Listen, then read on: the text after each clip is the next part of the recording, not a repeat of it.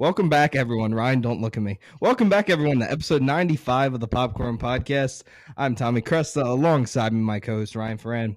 And today we're here to talk about Evil Dead Rise, the new input in the Evil Dead franchise. And we are thankfully joined by the We Love Horror podcast, hosted by Michael.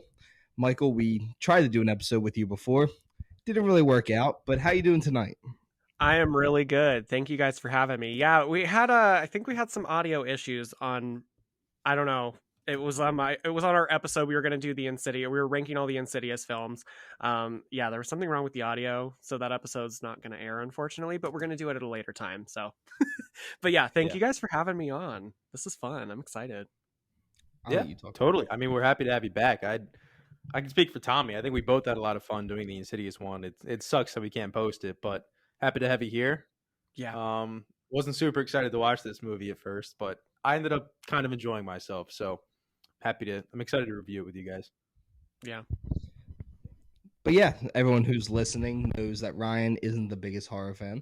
And as Ryan said, he enjoyed himself. I would say I'm a pretty big Evil Dead fan, just of the whole universe, the characters, especially Bruce Campbell and Sam Raimi.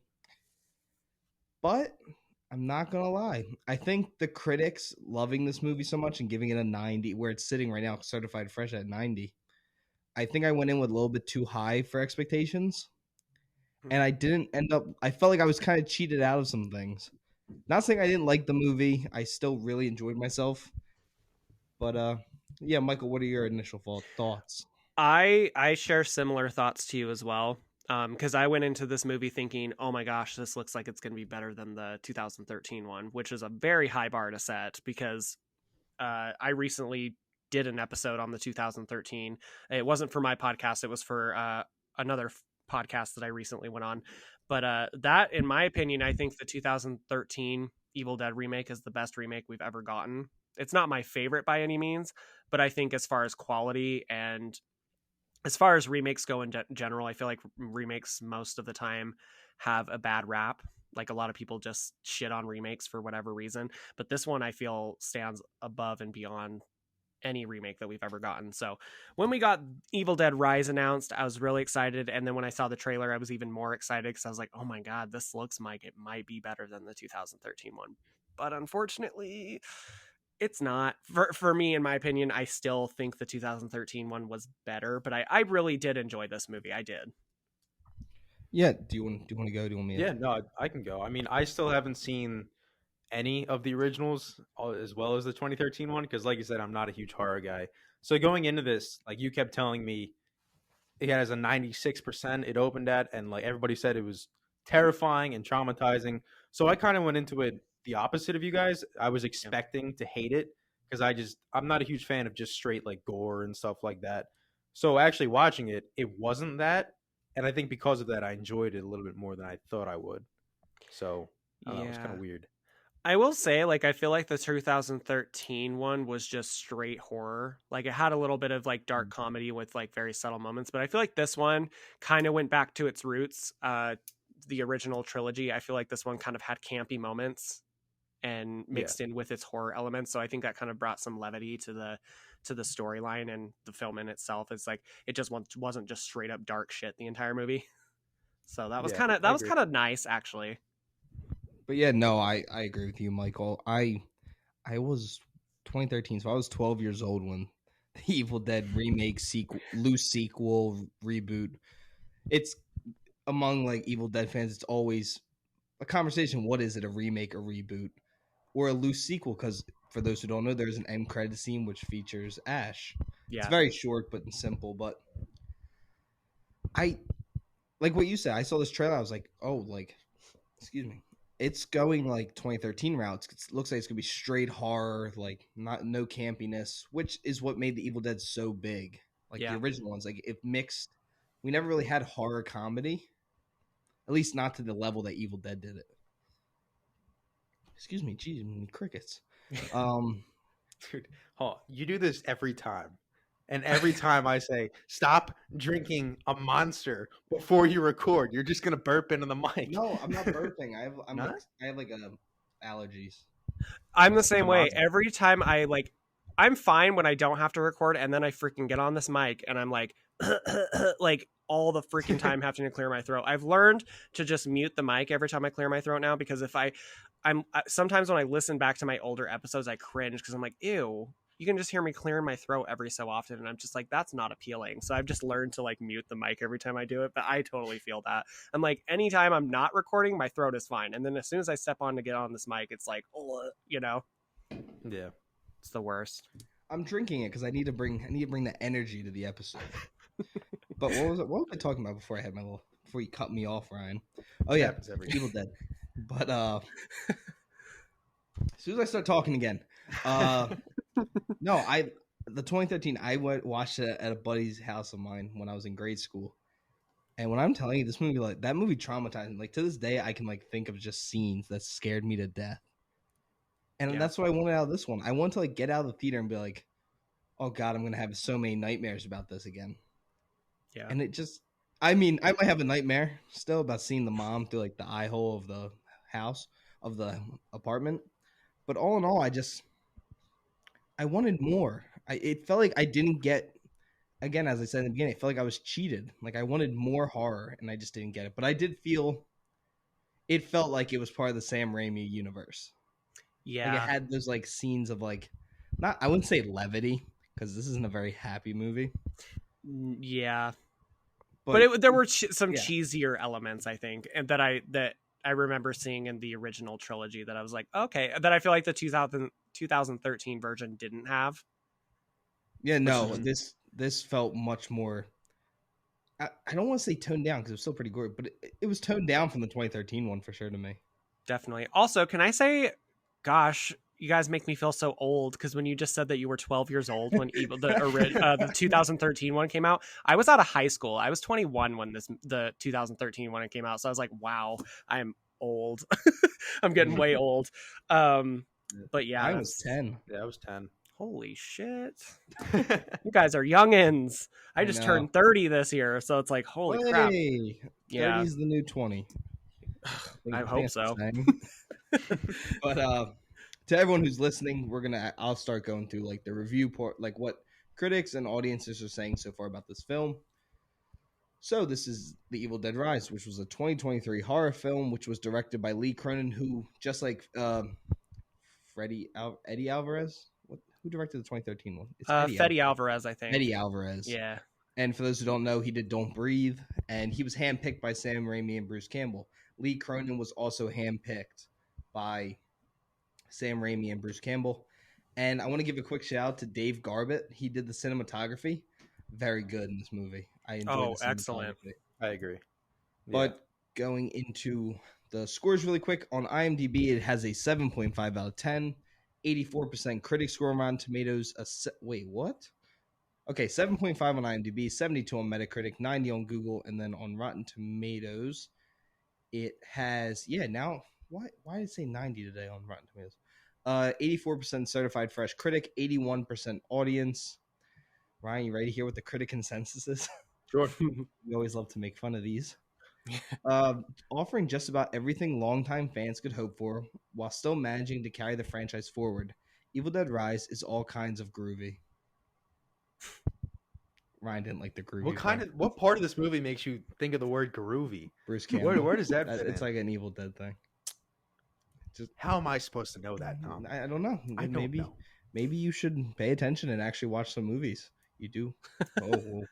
You do host some movie podcast. I do. Maybe watch movies.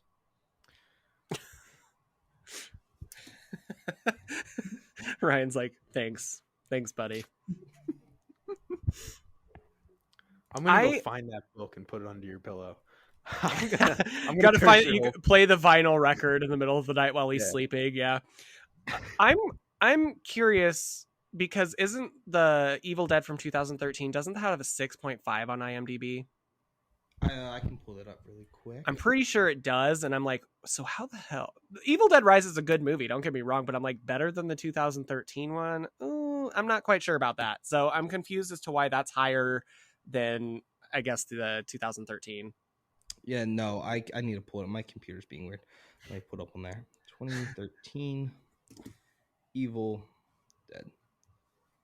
And it has, a 6.5 out of 10 on IMDb, a 63 on Rotten Tomatoes, 57 on Metacritic, and an 87 on Google. That is so strange. Yeah, the consensus is it may lack the absurd humor that underlined the original, but the new look Evil Dead compensates with brutal terror, gory scares, and gleeful bloody violence. I would agree with that. Yeah. Yeah, Definitely. I like that I'm not a person that loves horror comedy, like Barbarian. I know people love that movie. I don't know what your thoughts on it, Michael. Brian Yeah. didn't come with me to see the early viewing of it. They marketed that movie as it was going to be some really dark, and it was fucked up. Like, it's still fucked up. But then the whole movie kind of just takes like a 180 and it becomes like a comedy. And I hated Barbarian. I've said this before, and I think it's, again, just like how I thought of this. I think I went in expecting 2013 and got more Sam Raimi vibes to it. Yeah. And not even just the vibes. I just felt we are going into spoilers with this, correct? Oh yeah, this is every review we do spoiler. So if you want to see this,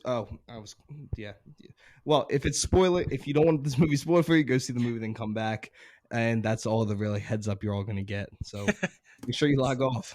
So 5, 4, 3, 2, 1. There's your warning. Okay. My issue with it wasn't so much like the more Sam Raimi infused vibes, because your audience probably doesn't know me super well, but I'm not the biggest fan of the original Evil Dead films. I just didn't grow up in a time where those are nostalgic for me, or like where I really got into them. I think they can be fun on occasion, maybe with like a group of friends or something. Like, it can be a fun watch, but these aren't movies that I pick up all the time. But the 2013 remake that came out then is really, really good personally, because I just like the more horror route that it took. It took a way more serious route. It's not campy at all. But I also liked the campiness of this movie in a sense. Like, it made it more fun, I guess, for certain parts. But my issue with it was, like, I guess the characters, because I just didn't really care about any of these characters in this movie. And I get, like, with kids, it's supposed to be more stakes and stuff like that. But it's just like, even then, I was just kind of like, okay, I don't know. Because I felt like the 2013 one, not to, like, I guess we're comparing technically because they're kind of the same in the same universe, but I just felt like those characters, like, we didn't get a lot of time with them, but I felt like they were way more fleshed out than they were in Evil Dead Rise. And I don't know how you guys feel about that. I don't know if you share that same sentiment, but I just felt myself kind of feeling underwhelmed with these characters. And there were certain, like, motivations that I was just like, okay, you know? Yeah, no, especially with the whole storyline of they're going for the detox in 2013 for the one friend. So that right away hit more closely. Like, that feels a lot more personal. Yeah. And I think that's why I think I just genuinely enjoyed the characters more in the 2013 one. But I will say I have the cast up. Allison Sutherland as the mom. That girl killed it. She did all of her own stunt work and everything. She was good. And I thought Lily Sullivan was really good. And the little girl, Nell Fisher.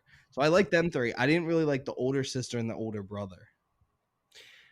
I think that's my biggest issue. I thought the older brother was kind of the weak link out of all of them. I thought the older sister was pretty good. But no, the mom killed it. She was terrifying. I don't think she was as scary as Mia in 2013, but, like, she was still, there were some scenes where I was genuinely like, ooh, that is creepy. Mia gave me nightmares. Right? Yeah. Yeah. You need to show Ryan that one. I tried to. He can vouch for this. I tried to show him every time we pass it on anything. I'm like, need we go watch this? And you're like, no. Why? It's not happening. I don't want to. If it's scaring the horror guys, I don't want to watch it. Insidious scares me. Oh, that's fair. That's a fair point. I'm still not going to watch it. Skinamarink. I hated Skinamarink. I love that movie. I bumped it up again. Really? It's up to a 72. Jesus. Wow. I still have not seen Skinamarink. I need to. You need to just sit in your room with headphones on and watch it. And I bet you that's probably the best way to watch it. Sit in your room with static playing and just stare at the wall for 5 minutes. And then every 5 minutes, switch walls. That's the movie. That's it. That's it. He's Damn. not wrong. There are scenes in there that are fucking terrifying in Skinamarink, but for the most part, it is just staring at walls for 2 Yeah. minutes at a time. I But yeah, think, about the Ryan. characters. Oh, I'm sorry. Well, sorry. I was just going to say, I think, first of all, Ryan, I think you could handle 2013 after seeing this movie. I mean, maybe. It's a little darker. That's really it. Like, Yeah. it's more serious. Okay. But Yeah. if you, I genuinely thought Ryan was gonna like walk out or something like with the trailer. Like I was actually, I told my mom like I was nervous to bring you. I did not want you like, especially after Jojima Haunted Asylum. Oh, yeah, I That felt really, movie is fucking scary. yeah. That He was- watched it with me the other night. If he can watch that, you can make it through Evil Dead.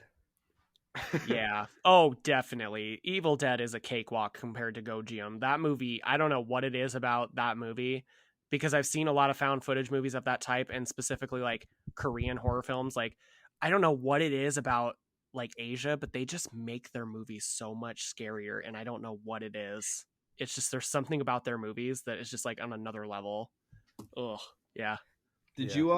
I was explaining a scene. You know when the girl, it's like the close up of her, and her eyes are dark. She's like whispering that whatever she's Ooh. saying. Mm-hmm. Did you see the right with the nun? Yes. Yeah. Do you remember the woman did the connected cuts? Oh, yeah. So that's all I could think about. So I explained to them that my dad used to open my door and go connected cuts. I was like 8. Oh my God. It was horrible. Oh my God. Well, my dad came into my room. So this is kind of a funny story, not to get too off topic. But when I was like 9 or 10, my dad came into my bedroom. Like, I don't know what time it was. I think it was like 1 or 2 in the morning. He had one of those glow in the dark, like Scream masks on, but it wasn't like the regular Scream one. It was the one that looked like a vampire with the fangs. Have you ever seen that one? So he comes in my room dressed in all black, wearing just that mask. And I freaked the fuck out. And I was with I slept in the same room as my brother. We had a bunk bed actually. And there was like, I think this much space in between the wall and the bunk bed. I somehow crawled up the wall between the bunk bed and and the wall and got up to my brother's bed. I don't know how I fucking did it, but I was so terrified that somehow I crawled my way up that wall. And yeah, my dad did the same shit. My parents traumatized me as a kid. So Yeah, no, Ryan's dad tries to traumatize me even now. Yeah. I don't like clowns. But it's funny because my dad's even less of a horror guy than I am. Like he couldn't sit through a minute of this movie, genuinely. Which is funny because he's a firefighter too. So like in real life he's fine, but yeah, when it comes to movies, he is terrified of everything. It's funny, but that's hilarious. yeah. Sorry, you were going to talk about Loves the to characters, kill. Ryan. I'm sorry. Yeah, no, I agree with you. I think the characters were a little weak, but like Tommy was saying, the mom was fantastic. That actress, Alyssa Sutherland, she was great. I think the strongest character besides her was the aunt. I think it was Beth, right? Yeah. Beth, yeah. I think she was the strongest character out of the survivors, at least in the beginning, because they actually made use of the whole groupie thing, like her being a guitar technician actually came into play. Like it wasn't just a random thing. It actually helps Yeah. because when the power goes out, she's able to get the record players going, which doesn't actually help them, but it explains that they're just fucked, which is kind of funny. But I thought that was a smart way of like actually making a character's backstory useful to the plot. You know what I mean? Yeah. Which doesn't happen super often in horror, I feel like. Yeah, I think the only thing that I kind of felt was lacking with her, because I thought she was great too, but I think the thing that was lacking with her that I really, and I know I keep going back to the 2013 one, but it's hard to not compare the two when you're talking about both of these films. I think like they kind of had the same amount of character development, Mia and Beth. They both kind of had similar character development where you don't really know much about them off the bat, but there was just something more that they did with Mia's character than what they did with Beth's character. And I just kind of felt like, and I get this whole like pregnancy thing was a metaphor for her not being ready to, have kids and start that new step. And then at the end, she's ready to, have children and be responsible, I guess. But that whole storyline to me kind of felt like, okay, did we really need that? Like, I just kind of felt like, in a sense, I even turned to my friend and kind of was like, oh, did they make this as a joke so they could have like cool dialogue about her being like a pregnant like whore and all this shit? Like, is that the whole reason? So that they could just have these witty, deadite lines to say? I don't know. It just felt like there could have been more, because I just felt like we start out with Beth and she's kind of in this like dingy, like, concert hall or wherever she's at, and she takes a pregnancy test, and then it goes straight to like the apartment complex, and that's basically all you get of her. And then you find out like a little more about her as it goes on. She's kind of touring all over the world, she's doing all this stuff, but I don't know, I just felt like it was lacking. I just kind of felt like I was just like, I just feel like at the end of the 2013 one, we're like rooting for Mia to get through this. But with this one, I just kind of was like, I liked her. I thought she was great on film. I thought she was a great actress, but I just didn't care whether she lived or died. I wasn't like, okay, Mm-hmm. I just want the little girl to make it. That was my Yeah. thing. I don't even want Yeah. to see her die until the Deadites took her. I was like, okay. I'm like, I'm down for a little girl death in the movie, which sounds horrible, but I think I was like rooting for something really, really dark, because as I was talking to Ryan about, Evil Dead likes to one up things, like from the original to the sequel, they one up themselves, and then the 2013 was like, you want to see how dark we can really get, and then they went for it. Especially a scene with a branch. That really. I thought we were going there again with the elevator thing, because it kind of paid homage. I thought to about scene. It, but then I said to Ryan, when Ellie, the mom, grabs Beth's stomach and hears the heartbeat, I thought we were about to really get into it, and they were gonna kill the baby, and I was like, oh God, I did gag during this movie though. Like that wasn't it, but I gagged, and it takes a lot like to really like skeeve me on something. It's not like eyeball stuff, and it wasn't the needle gun. Mm-hmm. It was when the sister threw up the bugs. I like gagged. Yeah. I was like, oh, what? Yeah. I don't know. Something about that scene really skeeved me out. So yeah, if you're not into like gore and stuff, if you don't care about spoilers and you're still listening, probably not the best movie to go see. Definitely not. And definitely don't watch the 2013. That still is like triple as gory to me as this one was, at least in my memory. I could be wrong. It definitely is. And like I was talking to one of my friends on Instagram, because I messaged them as soon as I got out of this movie, and both of our thoughts were relatively the same. We were both kind of like, it was a little underwhelming. And I was like, for a movie that was as gory as it was still pretty underwhelming. And like, it's not like a bad thing necessarily. I just wanted more from this movie. I just kind of like, I don't know. And like you said earlier, Tommy, maybe we both just went in with super high expectations because of everything we had heard and, seeing the trailer. And I think also what kind of ruined my experience with this movie is I saw the Red Band trailer. Granted, it was for my YouTube channel, but I'm kind of regretting doing it now, because like literally almost every gory scene from that trailer is in this movie. And so like, to me, it was just kind of like, I wish I would have seen it completely caught off guard. I think that would have made my experience much more enjoyable. And I just kind of felt like, I don't know. But and the other thing is I kind of felt like this movie was very not paint by numbers necessarily, but I could predict what parts were from the trailer and what parts were like coming up next and stuff like that. Does that make sense? But with the original, like with the 2013 one, I didn't know where this movie was going from like start to finish. And with this one, I kind of predicted where the storyline was going from scene to scene.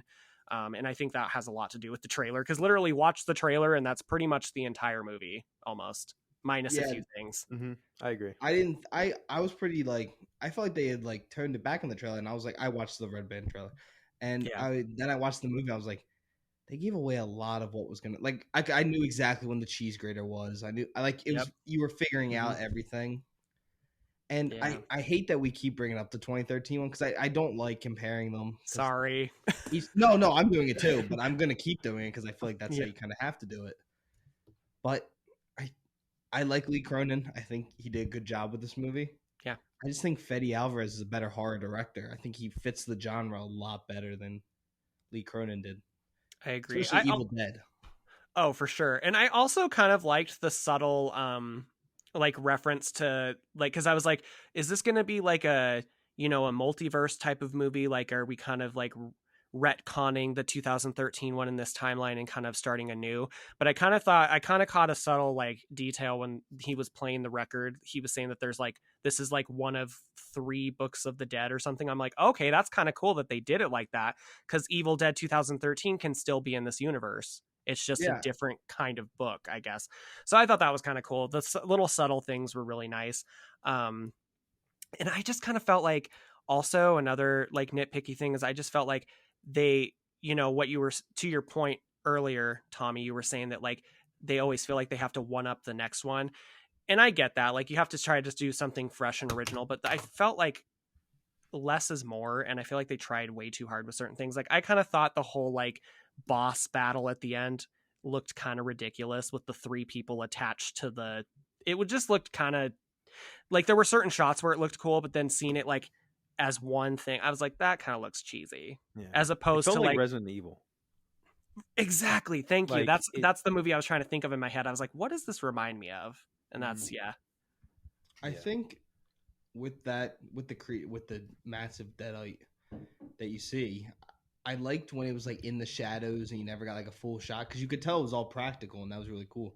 Yeah. But then when it was like all in Beth's face, you could tell it wasn't practical again. Yeah. Like you could tell the faces were CGI'd in. And that's when it started to look a little goofy. And I was like, okay.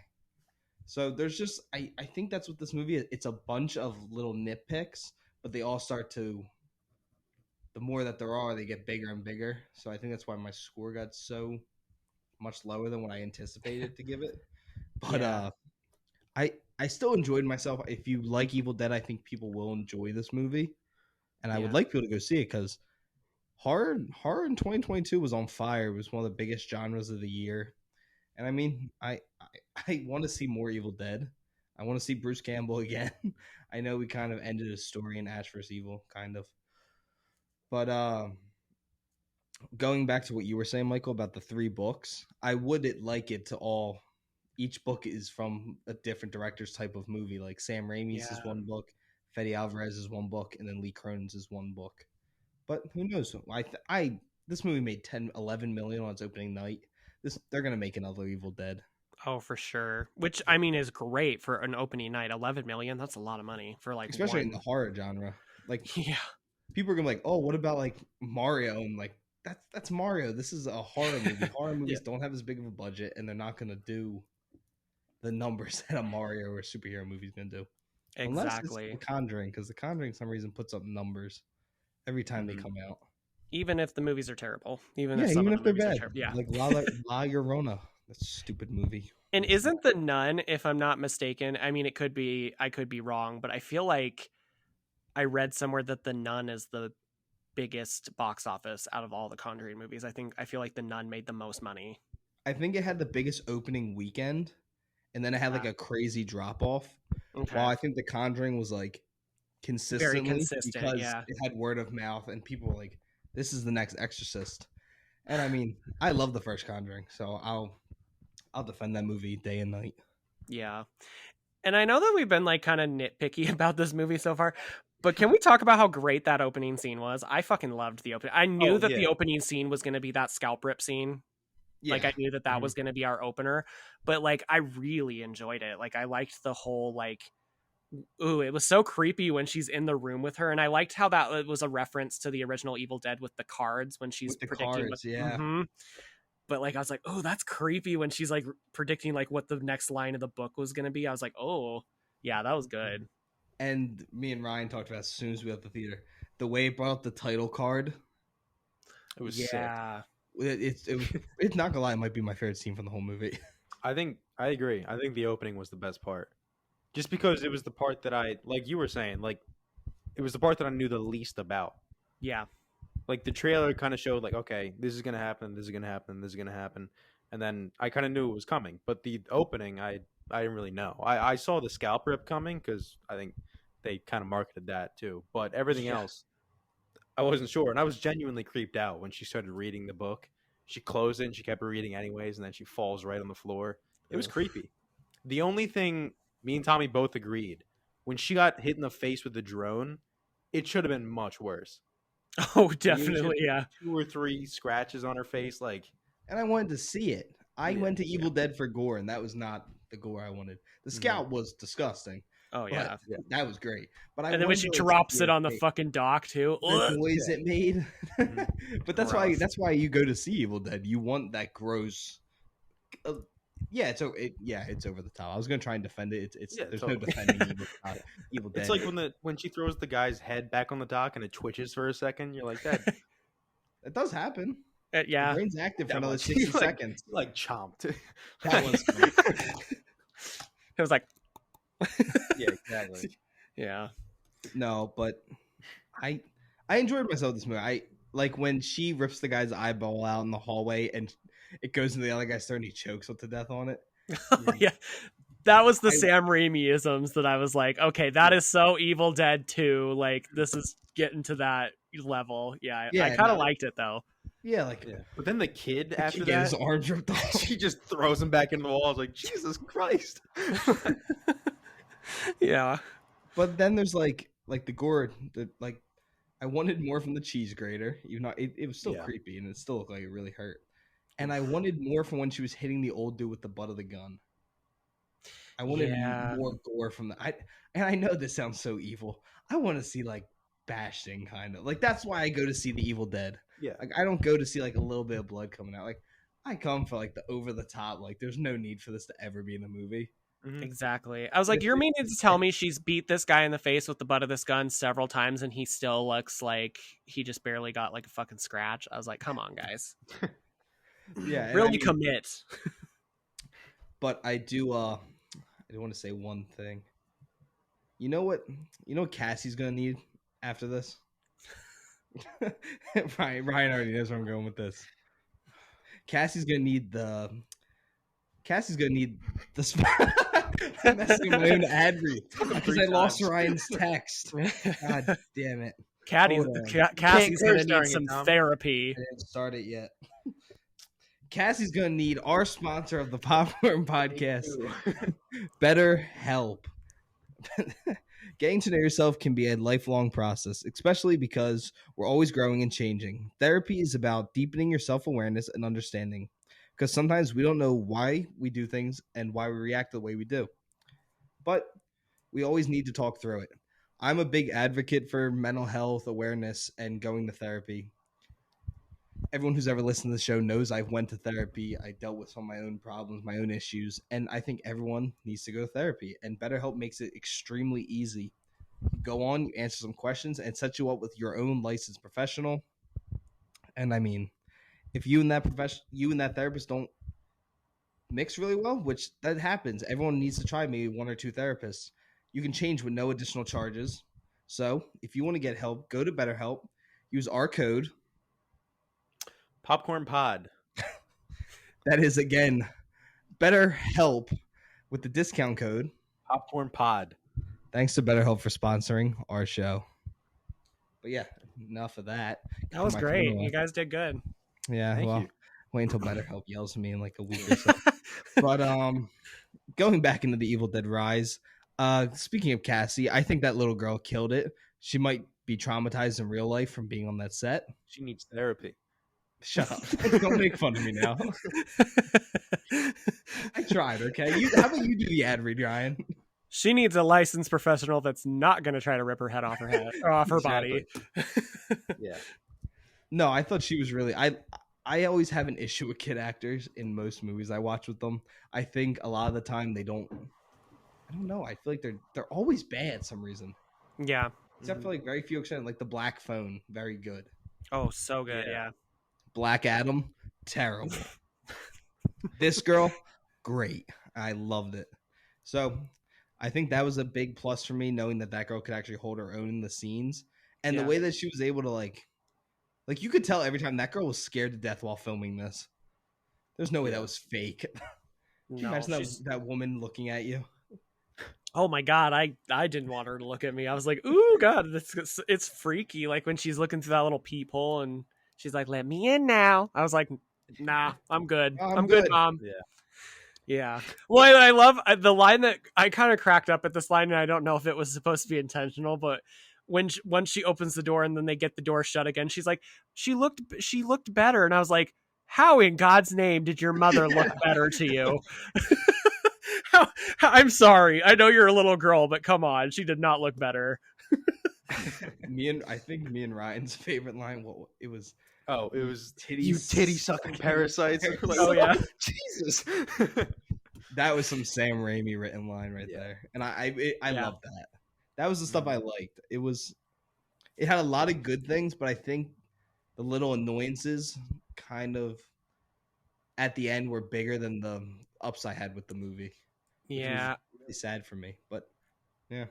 I think it's just one of those things where it's like the story, like where they were originally taking the story, could have been better, so much better than the end result. Because I just kind of felt like the whole ending of this movie, once again comparing it to the 2013, like the 2013 ending is so fucking epic. You get the blood rain, you get the fucking whole chase scene with Mia through the shack and in the Jeep and all that stuff. And I just kind of felt like this ending was a little mediocre. You get like the whole blood elevator scene, which was cool. But even my friend was like, where's that blood coming from? At least in the ending of the 2013 one, it made sense why it was raining blood. This one just kind of was like, why is there blood? Like, where's the blood coming from? It makes no sense. And I was thinking like maybe the blood's coming from like, did all the people on the entire apartment complex get killed? And it's just like all their blood is pulling up in that's what my original thought was. But the only floor that was affected was the floor they were on. So I was just kind of like, okay, I don't know. That's a nitpicky thing, but like, I don't know. I just kind of felt like the ending was just kind of subpar. I just felt like it could have been better. And then like the whole like ending where it leads up to the opening scene, I was just kind of like, okay, we didn't need that. I'm more confused on how that girl with the deadite in her drives to her friend's house, picks her up, and gets them to the cabin without her noticing. Yeah, and picks up the boyfriend. Yeah. I don't know. Big plot hole. Yeah, I didn't like the whole that the intro was a day after. Like I never really liked that, where it's like the whole movie's a prequel basically, and then you see like the very, very end is just what leads into it. It's like it's so shoehorned in most of the time, which because I completely forgot about that whole story. Yeah, and I was like, it's just not necessary. Just I don't know. It's a total nitpick again, but I think the main genuine criticism I have of this movie is that it was just too short. Like I think our main complaints have been with the characters, and it's because the movie has 5 characters, 6 including the mom, like genuine main characters, and it's an hour and a half. It's not enough time to actually care about them and get into them and feel scared for them, which is I think what the best horror movies do. Right. And I think I also think like to your point on that, Ryan, I also think like you can absolutely make a movie that short and have like good characters, because the Evil Dead 2013 one did it just fine. Like these characters, and so I think it's a matter of like what you choose to put in the movie, and maybe even so the writing. Like I just feel like they didn't take enough. I feel like they were just so eager to get to the gory stuff that they were just like, okay, well let's just make these characters, and since they're kids, that'll up the stakes enough. Like granted, yeah, like having kids instead of like grown adults in a movie, like, yeah, it does up the stakes. But if you don't care about any of these characters, it's just kind of like you're sitting there watching it and you're like, okay, were we supposed to care that, the sister just ate glass and swallowed it and then just kill, it's just like, yeah, granted it's gross and it's like gross to watch and it's, cool to watch. I'm not trying to sound psycho, but like it was cool. It was cool, but it's like, I feel like it was supposed to, like, we were supposed to have some sort of like reaction to it. Like, oh, that's sad. I kind of feel, and I just didn't feel like that with any of these characters. Any of these characters could have died in this movie, aside from the little girl, obviously, because I don't want to see her get killed. But it was just because she was a little girl. It wasn't necessarily because I cared about this little girl. That sounds terrible, but you know what I mean? Like, it was just like with the whole Beth and, her sister situation, I just felt like that could have been much more of a development. Like, granted, they're kind of estranged a little bit because she's kind of on the road all the time, so she doesn't. I did like that little element where she's like, I did call you twice, when this happened and you didn't bother to pick up the phone. I did like that aspect, but I wanted more from it. You know, it Right. just felt really shoehorned in, and it was just like, it felt to me like it was like, okay, let's get to the gory stuff. Who cares about the plot? Let's just get to the Yeah. gore, you know? It was almost like she got possessed too early. Yeah. Like there was still stuff they needed to get finished up, but then the Deadites just got to her, and it was just gore time. It was game over. Yeah. I have a criticism, and I don't know if everyone else thought this. Anyone else knows the like Lilo and Stitch sequence where she put her hand on the record and she opened her mouth and she was playing it? Mm-hmm. Oh yeah. And that was like some Lilo and Stitch shit that I was like, what the fuck is that? No. Yeah. I was not a fan of that. That was like, I completely forgot. I just remember sitting there and was like, no one else thinking the same thing. I don't know. Stuck out to me and I didn't like it. I actually didn't get that reference at all, but then again, it's been years since I've seen Lilo and Stitch. It's one of my favorite Disney movies, but oh my gosh, you're actually completely right about that. There is a scene where doesn't Stitch do that? He like puts his it's finger Elvis. Yeah. Puts his hand on and starts singing some Elvis. That's funny. And this, she just started Kanda. Yeah.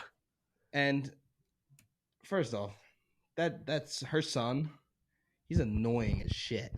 If my son was playing some crazy music and crowd noises all the time, I would just break all this stuff or kick him out of the house. But and granted, it wouldn't be as bad if he was playing good, because like when he's like sitting there like jamming to the music, it was when he's terrible. like when he's scratching the record, I'm like, you're not even going with the beat. It just sounds like you're like the beat's like do and you're like like it just felt so. And I was just like, I did kind of think it was cool because it was like almost like he was trying to be like Beth in a sense, like he was like really interested in music, and I almost wonder if that's like something he got from his sister, or not his sister, but his aunt. I mean, and that just those little things would have been more cool to explore. I just feel like these characters, I was just kind of like, all right, you're the brother, you're the sister, you're the other sister, you're the, you know, whatever. It was just kind of like, I don't know. I found myself just not caring. I don't know. And it sucks to say that because like they did fine. Like all the actors in this movie were great. It was just, I didn't care. Yeah, no, I think, again, bring up 2013, I cared a lot more about them than I did everyone, except for the little girl. I don't ever like watching kids die. Ryan, on the other hand, counted down the episodes on a show about killing a 15-month-old baby. I did do that. It's and it's a thing in Evil Dead. None of the movies are past an hour and a half ever. Yeah. Evil Dead 2013 was an exception because it's an hour and 31 minutes. But the first two Evil Deads are an hour 25 each. Both of them are exactly an hour 25. I think the third one's an hour and 26 or something like that. But they like to keep them short, and it makes sense most of the time because no one really wants to watch a 2 hours and 15-minute movie just obsessed of gore. Because eventually, no matter who you are, your stomach's going to start turning a little bit because no one's supposed to really watch that. And it does just in this hour and a half. So I get why they did short. But the other ones, every single one, even Army of Darkness, does a better job of making you care for all the other characters than this movie did. And I think that's the biggest issue with this entire movie. Yeah, it's just all like gore, like mostly just, and there's not even enough. That's the sad thing. There's not even that much gore. That's not even gory enough. I mean, it's pretty gory. Don't get me wrong. But when you compare this to like the 2013 one, and that one is 10 times more gory than this one, and still also has a better plot. So it's like, I don't know, it's kind of lacking in both areas. I just felt like there could have been, but what I will say is like, I did like certain things. Like I liked the look of the book a lot in this one as compared to the one in the 2013 one. I liked that it was kind of gross that it had teeth on the outside of it. I was like, ooh. And that's what caused the blood to then drip onto the book. Yeah. And I liked it more. This is going to be a hot take. I will say I liked this one more than the original. Oh, okay. I didn't like it as much as I like the second one or the 2013 one. Because I think the second one's great. It's much more of a comedy, but they marketed it as that. And I'm okay with that then. But the 2013 is so gory and it's so enjoyable.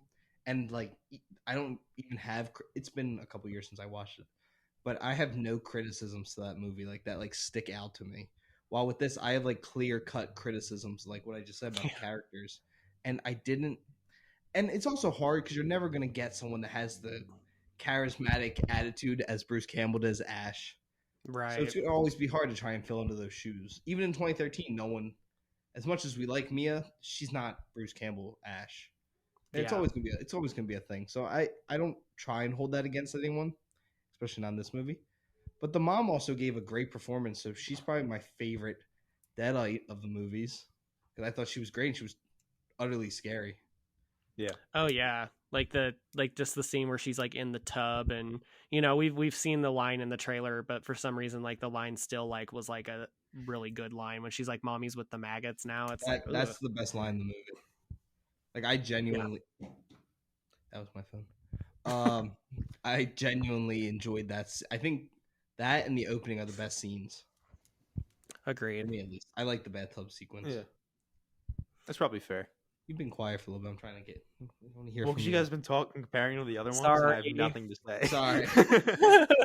No, you guys can talk about it. It's totally fine. I don't know. That's why you're gonna watch it this weekend. Shit. Now you just shoehorn your way into it, just like this whole movie. I'll figure out a way out of it. No, you won't. I'm good at that. No, you're not. No.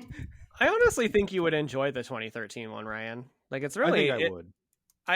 I think you're psyching yourself. I mean, there are some genuinely scary moments in the 2013 one, but there were also like genuinely scary moments in this one too. There were a couple moments where I was like, "Oh, I didn't like that." Like the whole scene we talked about prior when she's like predicting what the book's going to say next. I was just like, that whole scene was just really so well done. It was so creepy to me.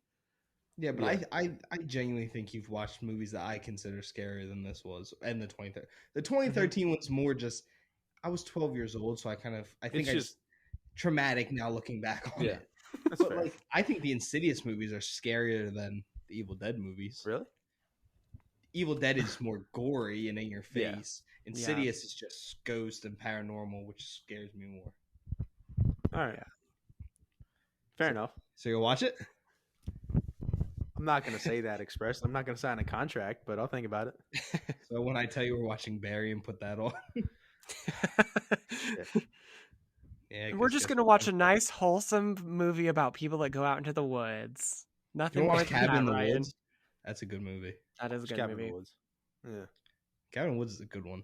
That's an underrated horror comedy. It is. And just straight up scary because there's some frightening scenes in that movie.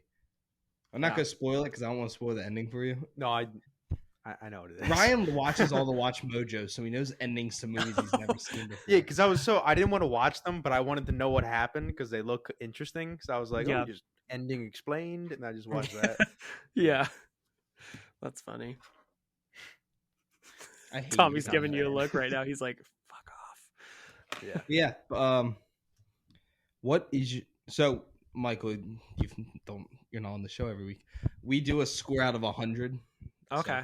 So that's what we do, and then we give it on the movie. And I actually have to write it down on my phone because I keep a list of every movie we watch throughout the year.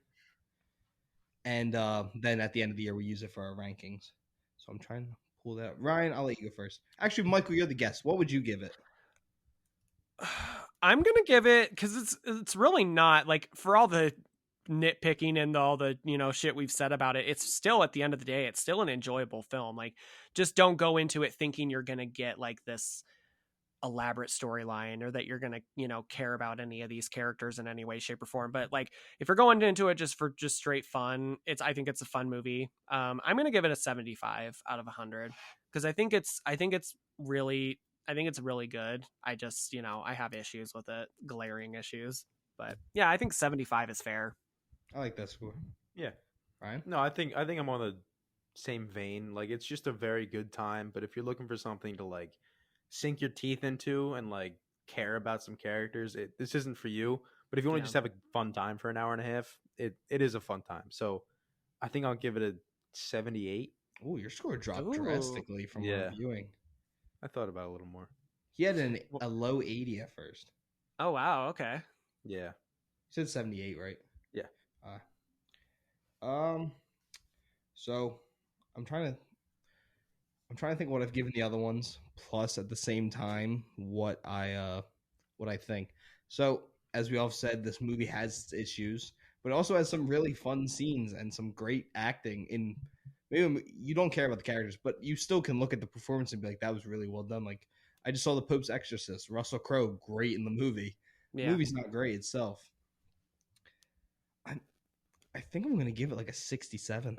Really? Oh, Yeah, okay. I think I'm gonna have it just above the Pope's Exorcist, and that's kind of for the namesake, I think, of just being in the Evil Dead.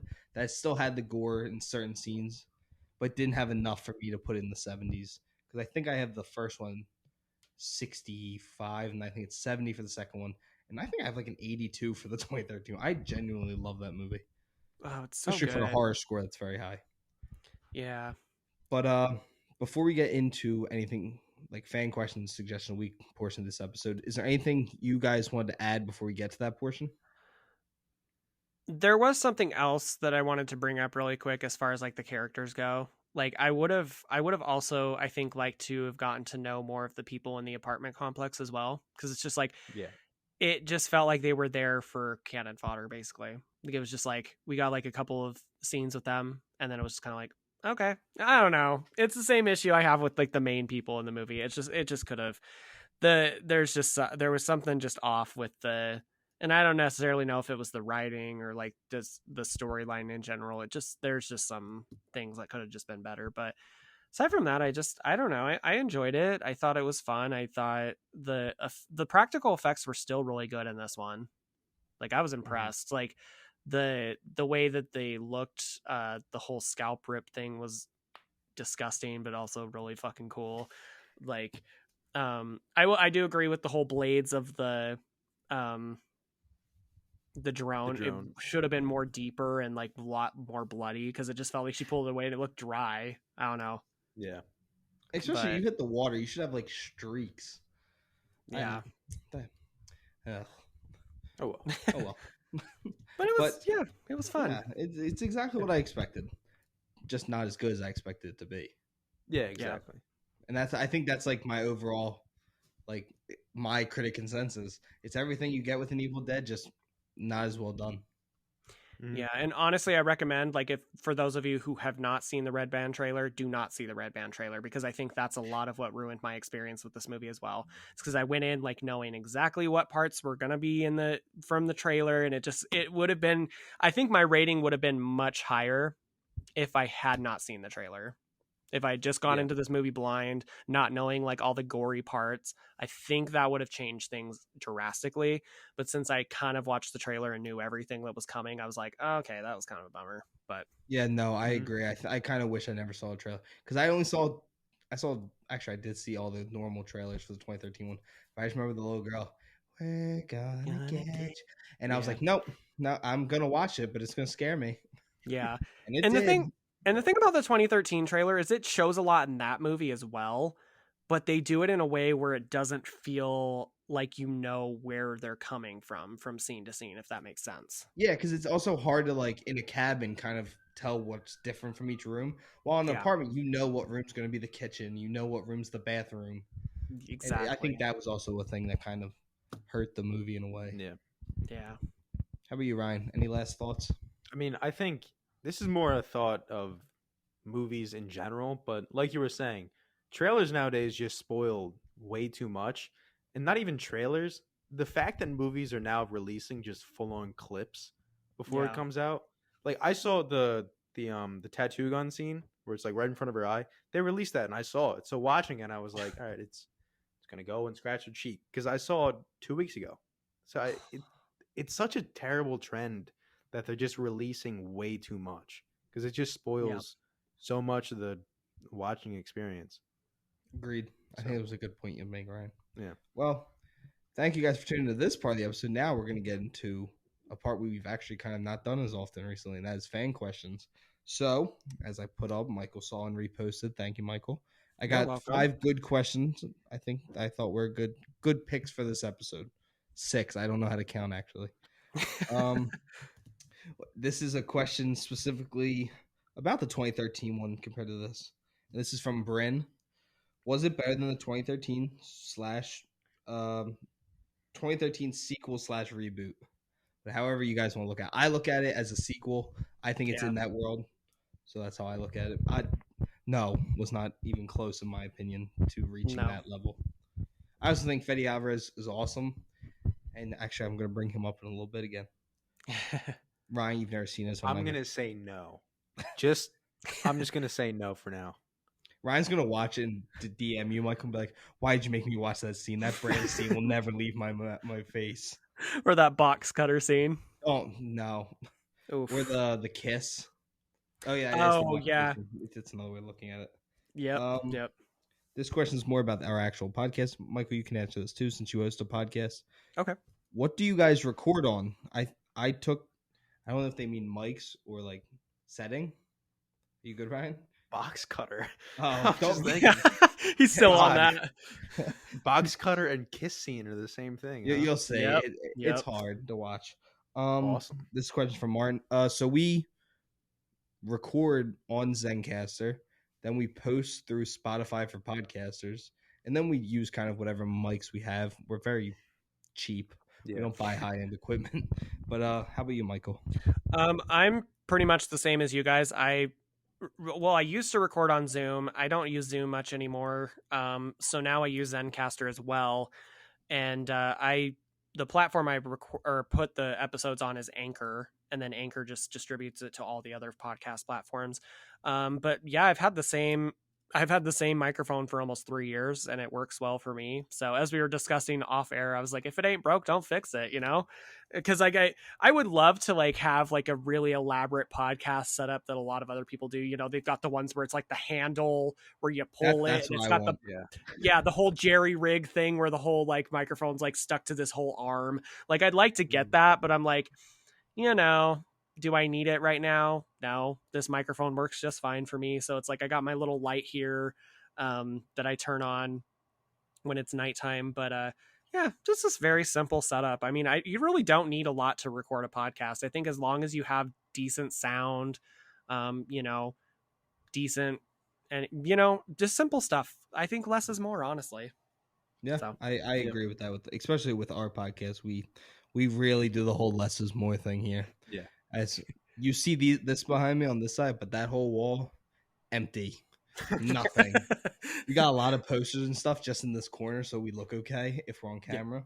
But all in all, very much less is more. But that wall over there is a barren wasteland. Yeah, there's nothing. This is a question we always get especially when we do collaborations, and it's how did y'all decide on a collaboration? It's just from Kendall, and I think it's the dude that I met at the gym that I had my first like fan interaction with. But nice. he's like what you lift. He's like, nice set you got there. It was him and his girlfriend, and they were just staring at me. I was like, and then they noticed my one tattoo, and they just asked me. That was pretty cool.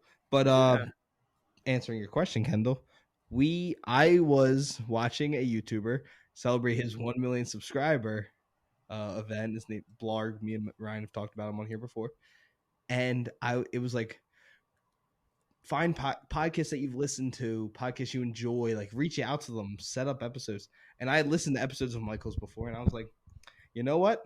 I don't care that it's 1:30 in the morning. I might wake him up with this direct message, but I'm going to do it anyway. Yes. And I DM'd them, and me and Michael figured out a schedule. We had tried to do the Insidious episode, which sadly didn't work. I thought it was a really fun episode to do. Yeah. And then we set this one up, and yeah, I think that was pretty much it. Nothing too crazy. I kind of just, anytime we do a collaboration, if I like people's shows, I'm going to reach out to them. And I think Michael's got a great show. Thank you. I think you guys have a great show as well, and I'm glad that we collaborated. And I know, like we said before, the Insidious episode didn't work out, but I'm excited to have you guys on again to do another topic. So, because as we discussed before, I was like, we could redo the Insidious episode, but it's just like it wouldn't sound as authentic, and it just would feel more scripted because we kind of know what our picks are now. Maybe when the Red Door comes out, which, speaking of, sorry, I don't want to like completely derail the podcast, but I just was curious like what your guys' thoughts were on that trailer, because I was a little underwhelmed. I was kind of like, okay, looks fine. I was really excited. I think I'm a little biased because I love even the fifth one. Watch the fourth one. Even watching the fourth one, I enjoyed it a lot more than I thought I was going to. Yeah. And I think I'm just biased towards James Wan. Even though he's not directing, he hasn't directed them since the second one. I think so. Yeah, I think the second one was the last one. And then I think his partner directed the third one. Yeah. So yeah. I was he said he was super involved in this one, the Red Door. and Patrick Wilson is directing it. It's his directorial debut, and I think it's a cool concept. I think the Insidious universe is a cool concept. Yeah. So I was really excited, and I really enjoyed the trailer. So that's my thoughts. I know Ryan, you watched it too. Yeah, I think, but like you were saying, my main draw as to why I like the Insidious movies is like the universe and the further and stuff. I think it's super cool, but Yeah. I think this trailer was just kind of like solid. Like it didn't excite me like crazy. It didn't disappoint me. It was just like, yeah, I'll go see this movie. Like I'm not Yeah. dying to see it. I don't not want to see it. I'll see it when I want to see it. It was just Yeah. a solid trailer. It's just kind of one note for me. Like I felt like it didn't really, like you said, excite me is the best word for that, actually. Like I just watched it and I was like, that was a good trailer. Like, and I'm glad that they didn't show a whole lot, because like that's the prime example of trailers showing too freaking much. This movie Yeah. didn't show a whole lot, and maybe that's why I felt underwhelmed. But I think it's also kind of to my benefit as well, because when I go see this movie, I'm not going to know every fucking thing about it like I did with this movie. So yeah, I think it had its like advantages and disadvantages to being so, I guess, subtle, because I was kind of like, okay, I'm kind of bored with this trailer, but then at the same time I'm like, but maybe it's to get me excited to actually see the film in the theater. So Yeah, that's what I was gonna say is probably my favorite upside. You didn't get a lot. You didn't even really get a clear shot of what the monster is in this one. That's exactly it. I was like, okay, I'm all in, because I'm all in on the franchise, so I'm gonna see it no matter if the trailer is bad or good. But yeah, I like that they didn't really tell me anything. I just know that the cast is back, and that's really it. Yeah. That's all I really wanted to know. I just wanted to see everyone, because what has it been since we saw that cast? oh god, 10 years. 12? Yeah, it's been a minute. Oh my god, I feel so old. I was I went and saw Insidious Chapter 2 in the theater too in 2013, and I'm just like, oh my gosh, was that already that long ago? I was too scared to see that one in the theater. I saw 2 in the theater. I saw 2 and 3 in the theater. Didn't watch any of the other one. I wasn't allowed to go see the first one, I don't think. But this is a question that I think every horror fan has their answer to. I don't think it takes very much to answer this one. And this is, what is the best horror franchise? And this is from Nick. Insidious for me. I don't think it's even, unless you count The Conjuring, the 1 and 2 as like a franchise. Yeah, but I think it's Insidious. I think it's the most consistent horror franchise, because even the ones that aren't that good are still okay, are still good, while like the bad Saws are terrible, and like Friday 13th, hot take. Even the Halloween, even some of the Halloweens are hot garbage. So yeah, Halloween 2 by Rob Zombie. Movie I wish I never. I love that one. Michael, no, we're doing well. I know, and I already like lost some points by saying Evil Dead was not my favorite, not my favorite movies, but now I'm like losing even more points with Tommy. Tommy's like, yeah, I think this is the last time we're ever gonna hear from the We Love Horror podcast again. I love H2. I will defend that movie till the day I die. And I didn't always feel that way. I actually used to hate it. And then I don't know, the older I've gotten, I'm just like, you know what? I like it because it's the most unique Halloween movie I feel like we've ever gotten. And not just that, but I don't know. I like it. I don't know. Anyway, I'm sorry. I'm just curious about my Michael Myers. And if he doesn't have just the basic white mask and walks, it's not mine. So I think that's why. See, I kind of think it's cool, like how in Rob Zombie's movies, he only puts on the mask to kill. And I think I used to have a problem with him not always wearing the mask, but I'm like, I kind of think it's cool that he puts on the mask when he's killing somebody. Otherwise, he just kind of walks around aimless. Do I think that he needs to always look like a dirty hobo all the time? No, but that's kind of the Rob Zombie aesthetic. So it's kind of like what you're used to seeing, what you kind of have to be used to seeing when you see a Rob Zombie movie, is everyone with long stringy hair, just like looking disheveled all the time. Yeah. So I don't know. I love it. I think it's great. Maybe, Mike, I might have to come on and just argue with you on that one.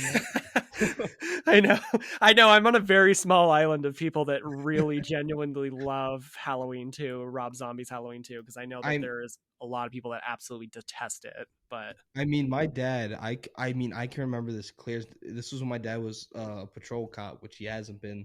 I mean, when did that movie come out? 2009? 2009, yeah.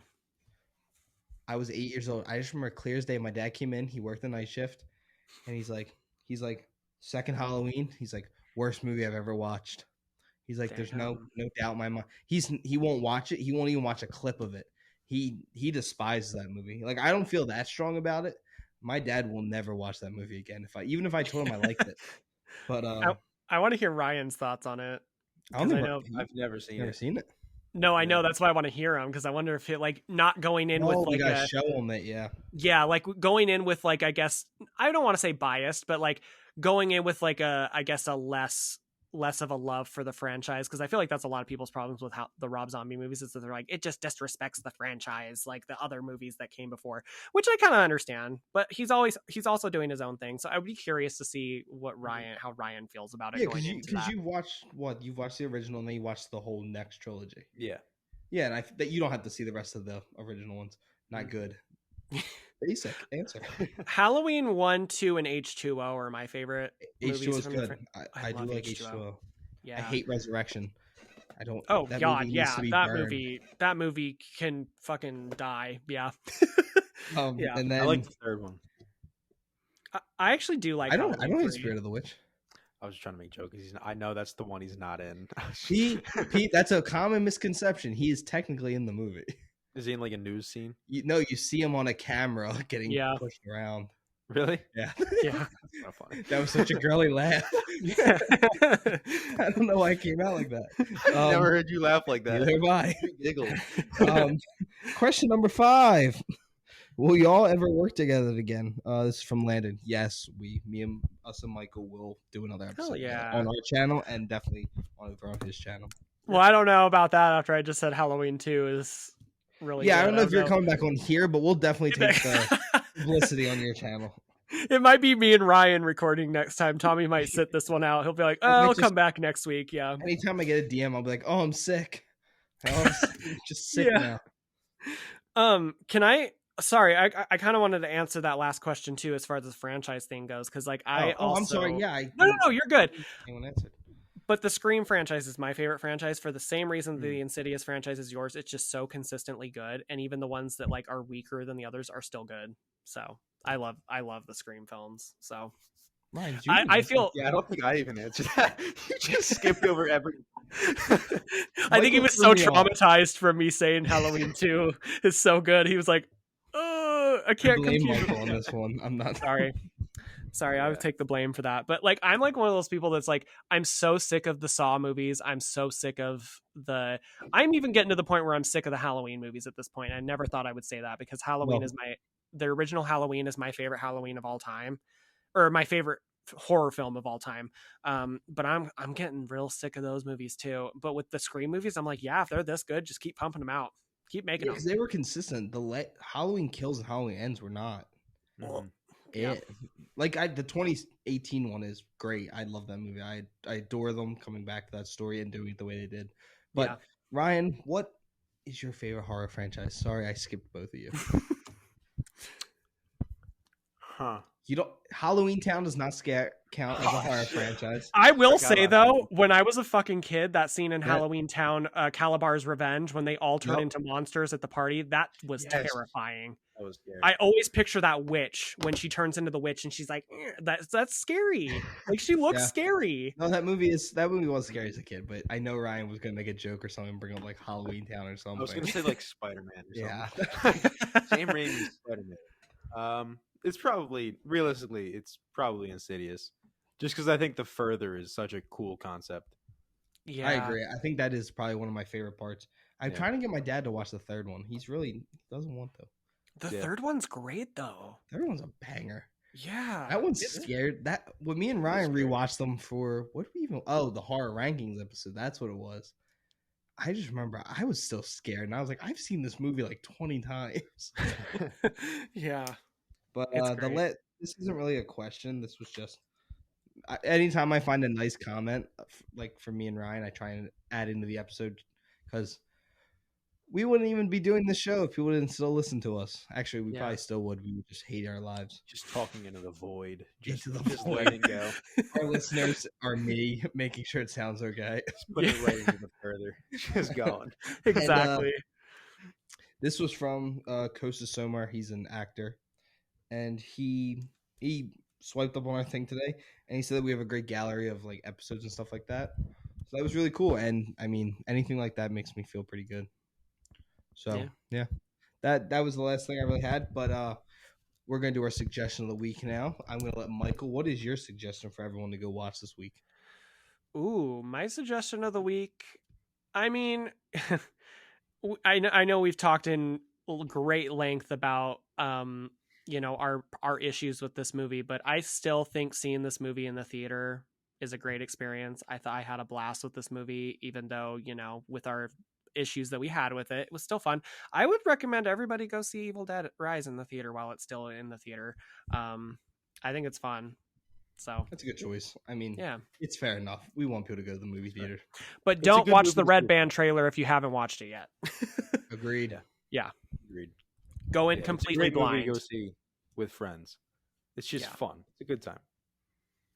I didn't even warn my friend. I went and saw this with Eric, and he hasn't seen any of the Evil Dead movies. We were gonna try to watch the 2013 one before we went and saw this one, but we just didn't have time. So the only thing I told him, I was like, just expect a lot of blood and gore. And so he went into it. He had a really fun time, but I think that's just because he hasn't seen the other ones. But I kept telling him throughout the movie, like there were certain parts where I was like, the 2013 one is better. The ending to the 2013 one is way better than this one. It's still good though, but this one was way better. I kept saying that to him. Yeah. Ryan, do you have one? I do have one. Holy shit. Ooh. Yeah. So mine, listen, this has been a horror podcast the whole time, but I'm going to go for a nice, happier movie. It's called The Pursuit of Happiness with Will Smith. It's not a happy movie. The movie is so sad. The end is very so sad. Nice, though. I'm sorry. What about the rest of the movie? It's about the pursuit of happiness. It's about the pursuit of happiness, and at the end, he finds happiness. Why'd you spoil the movie for everyone? Listen, it's called The Pursuit of Happiness. If he didn't get the happiness, it'd be a pretty fucked up movie. That was a great way to do it. No, it's a true story. That was a really. The guy's in it. He's at the very end. He walks past him. It's a good choice. Yeah, very good movie. It's one of the few movies, and I never cry. But at the end of that movie, when he walks out, the piano starts playing. He's crying in the sidewalk. I'm like, oh, Will, don't do this to me. You want to know another movie with emotions? You want to know another movie that makes me cry like a baby every time I watch it is oh no. What? I haven't seen that movie in so long, guys. It's been forever. I'd have to watch it again. But no, not beautiful. It is beautiful. I haven't seen it in forever. But Age of Adeline, have you guys seen that one? Oh, that movie's just depressing. It's not a happy movie. It is a happy movie. She gets her happy ending. But like the whole, I don't know why, but that whole part, the ending scene when she's in the hospital and her daughter comes in and she sees her and him sitting together, and then she introduces herself as her friend, and then she's like, no, he knows. And then her face when she realizes that she told him, it just gets me every time. That's but it's just so sad. Like the whole concept is sad. Yeah. It explains why pretty much living forever is a bad thing. In like a short way of saying it. Now I'm gonna go back into the horror genre for my choice, and I said I was gonna bring him up again, so I'm bringing up Fede Alvarez, and I'm recommending Don't Breathe. I mean, this was a movie when I saw the trailer, I was like, this is the dumbest idea for a movie I've ever seen. Yeah. And it ended up being an absolute banger, and it killed at the box office. It had a $9 million budget and did $163 million at the box office. Has a 90% score. It's scary. It's horrendously awful what the guy's doing, and twist. It's dark, and it's on Apple TV. But I really recommend, if you like Evil Dead, if you like some messed up shit movies, this is for you. I mean, it sounds stupid that they're robbing a guy who's blind. This dude ends up being like Daredevil with a gun. Yeah. It's a banger.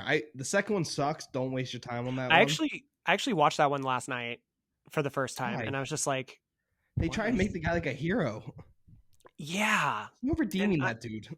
Well, and I guess that's the thing that I have I do love Don't Breathe. Don't get me wrong. Like, I totally agree with you on that, Tommy. But I think the problem I have with Don't Breathe, it's like, who are we supposed to fucking root for here? The people that are breaking into the house are terrible. And then you find out the old man is just as terrible, if not more terrible. No, I think he's worse. Yeah. So it's like, who are we supposed to fucking root for here? I feel like we're supposed to like have this moment when we're watching the movie where it's like, yeah, get him.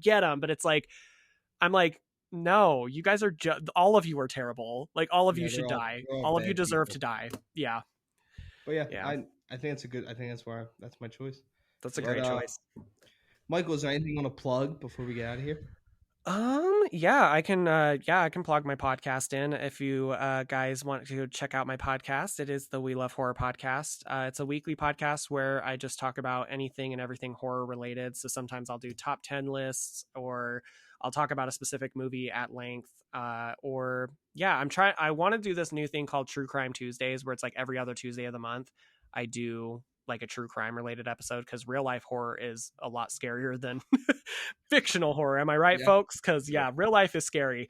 So I kind of thought of doing something like that. And then I also have a YouTube channel called Anything and Everything Horror, which is just basically the same thing, just in video form. So if you guys want to check me out on those platforms, I'm on Instagram, TikTok at the We Love Horror Podcast. So Well, Michael, it's as I'm going to say exactly what I said after relieving you the last time we tried to do the Insidious one. It's an absolute blast doing the episodes with you. You have a Thank great you. podcast. Everyone, please go check him out. We are going to. He's going to be tagged on our post, of course. And I can't wait to do more episodes with Michael. You're a great guest. You're a great host of a great show. Thank you. And yeah, I love doing the episode with you guys. With both of you, it was very fun. Maybe a little bit more fun just talking to Michael, except for you, Ryan.